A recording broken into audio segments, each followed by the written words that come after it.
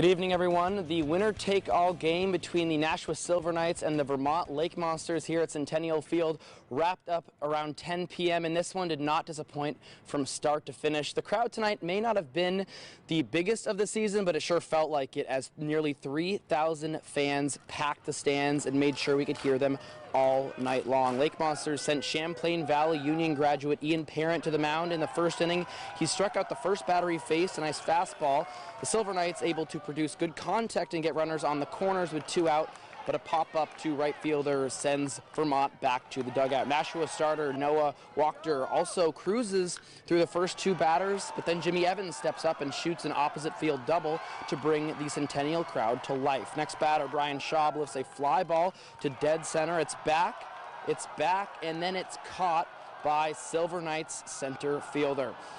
Leadoff single by Will McLean in the top of the second, followed by a walk, and then a beautifully executed bunt to move the runners over, but it could have been a lot worse. The pitcher's recovery right there to get the runner at first. And then a flyout scores the game's first run, but a cannon by Vermont center fielder Kyle Hogg gets the runner out at third to end the inning on a double play. Bottom of the third with 1 out, and Cooper Kelly ropes a single. Then what should have been a double play ball turned into a bobble, and the Monsters are in business with runners on first and second. Then Wachter loads the bases on a walk, and Brian Schaub steps up. He's been a power threat all season, and in the biggest game, he lifts a high deep drive to center. It's overrun by Nashua center fielder Matt D'Amato. Ball drops, and the base is cleared to give Vermont a 3-1 lead. In the top of the fourth, Nashua puts a couple runners on base, and then Brady Desjardins crushes a single down the line to score a run with 2 outs. Parent strikes out the last batter to strand 2. Top of the 5th inning, and third time through the order for Nashua. The first batter reaches, and then a moonshot down the right field line stays fair, and it's Jack McDermott who gives Nashua the lead, and that's the end of pitcher Parent's night. Lake Monsters go to the bullpen. Top of the 6th with runners on the corners, and Reed able to strike out the third out of the inning on an important moment right there. Then bottom 6, and Vermont loads the bases thanks to wildness of the Nashua pitcher, and that's the end of his night. Catcher Connor Bowman to the plate, who's been on a hot streak lately, and in what an at-bat he put together right here. He was in an 0-2 hole, but battled until he poked a single through the left side hole on the 10th pitch of the at-bat to give the Lake Monsters a 5-4 lead. Then the pitching began to dominate, a scoreless 7th for both teams, and then a scoreless 8th, and then here it is, Lake Monsters 3 outs away from winning the FCBL championship. Wyatt Cameron comes in to shut the door. In the 9th, he was throwing heat.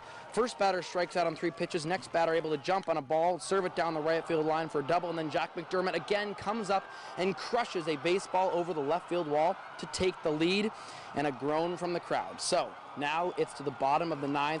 With 1 out, Cooper Kelly shoots a single. Tommy Martin lines a shot to left field. Nashua intentionally walks the next batter to load the bases with 1 out. Jimmy Evans then pops out, and Vermont's last hope, Brian Schaub, flies out to end the game and the Lake Monsters season. After the loss, I spoke to head coach Pete Wilk about the tough end to such a fantastic season. I feel like I went 12 rounds right there.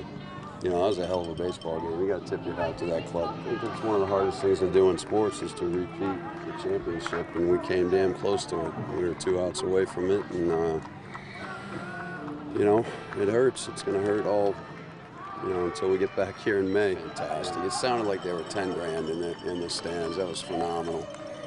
What an incredible atmosphere, which isn't a surprise. This place is very, very, very special. There's nothing like this anywhere in the country for summer baseball.